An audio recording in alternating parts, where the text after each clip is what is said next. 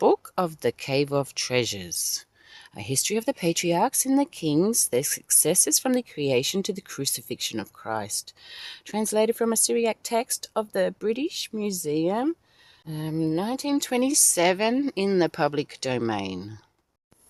Of Gog and Magog. When Alexander was king and had subdued countries and cities, and had arrived in the east, he saw in the confines of the east those men who are of the children of Japheth.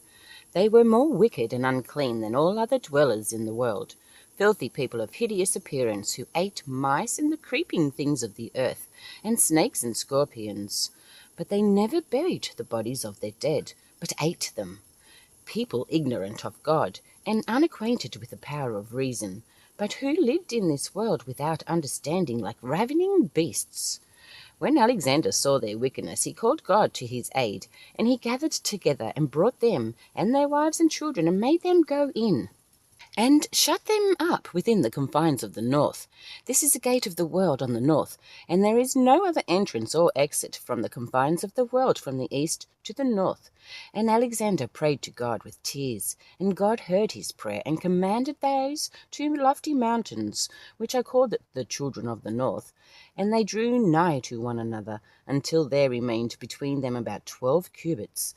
Then he built in front of them a strong building, and he made for it a door of brass, and anointed it within and without with oil of thesnactus, an oil which cannot be burnt off with fire, or scraped off with an iron tool, so that if they should bring iron implements near it to force it open, they would be unable to move it. And if they wished to melt it with fire, it would quench it. And it feared neither the operations of devils nor sorcerers, and was not to be overcome by them.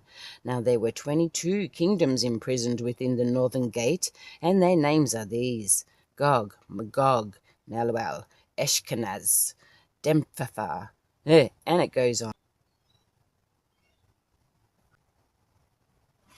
At the end of the world, and at the final consummation, when men are eating and drinking, and marrying wives, and women are given to husbands, when they are planting vineyards and building buildings, and there is neither wicked man nor adversary, on account of the assured tranquillity and certain peace, suddenly the gates of the north shall be opened, and the hosts of the nations that are imprisoned there shall go forth.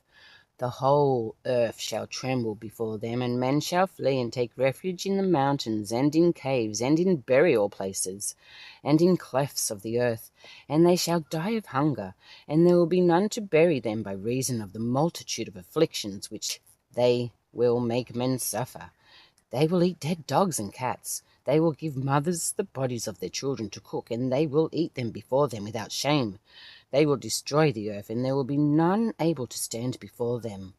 After 1 week of that sore affliction, they will all be destroyed in the plain of Joppa. For thither will all those people be gathered together, with their wives and their sons and their daughters. Of the coming of the Antichrist. In a week and a half after the destruction of these wretches shall the son of destruction appear. He shall be conceived in Cherezium, and born in Bethsaida, and reared in Capernaum. Cherezium shall exalt because he was conceived in her, Bethsaida because he was born in her, and Capernaum because he was brought up in her. For this reason our Lord proclaimed, Woe to these 3 cities in the Gospel of Matthew 21. As soon as the son of perdition is revealed, the king of the Greeks will go up and stand upon Golgotha, where our Lord was crucified, and he will set the royal crown upon the top of the holy cross, upon which our Lord was crucified. And he will stretch out his 2 hands to heaven, and will deliver over the kingdom to God the Father. The holy cross shall be taken up to heaven, and the royal crown with it, and the king will immediately die. The king who shall deliver over the kingdom to God will be descended from the seed of Cushath, daughter of Phil, the king of the Ethiopians. For Armalaus, Romulus, the king of the Greeks, took Cushath to wife, and the seed of the Ethiopians was mingled with that of the Greeks. From this seed shall a king arise, who shall deliver the kingdom over to God. As the blessed David has said, Cush will deliver the power to God. Psalm 68:31. When the cross is raised up to heaven, straightway shall every head and every ruler and all the powers be brought to naught, and God will withdraw his providential care from the earth.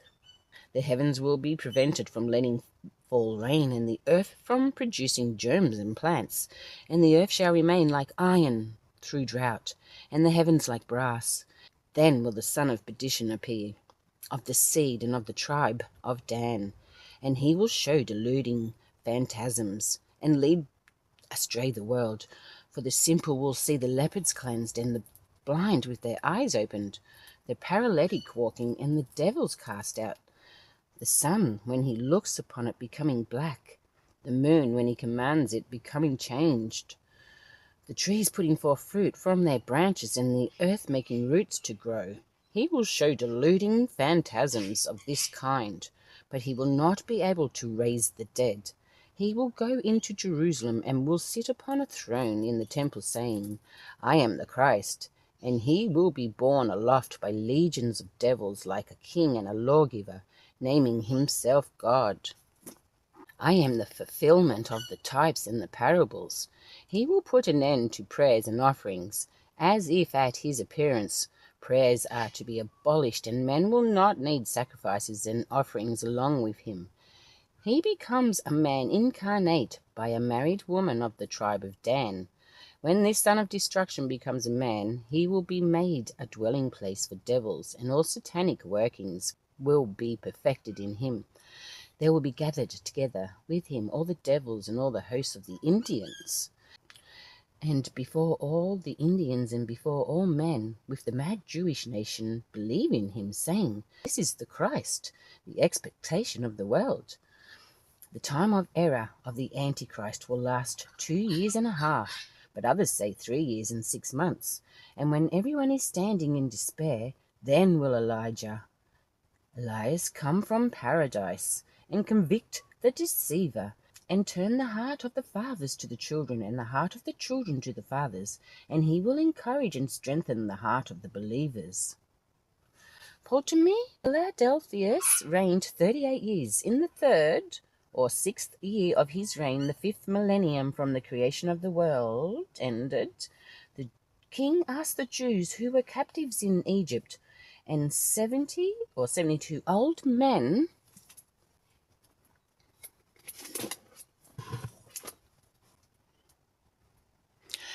translated the scriptures for him from Hebrew into Greek in the islands of Pharos. In return for this, he set them free and gave back to them also the vessels of their temple. Their names were Josephus, Hezekiah, Zechariah, John, Ezekiel, Elisha of the tribe of Reuben, Nehemiah, Joseph, Theodosius. Anyway,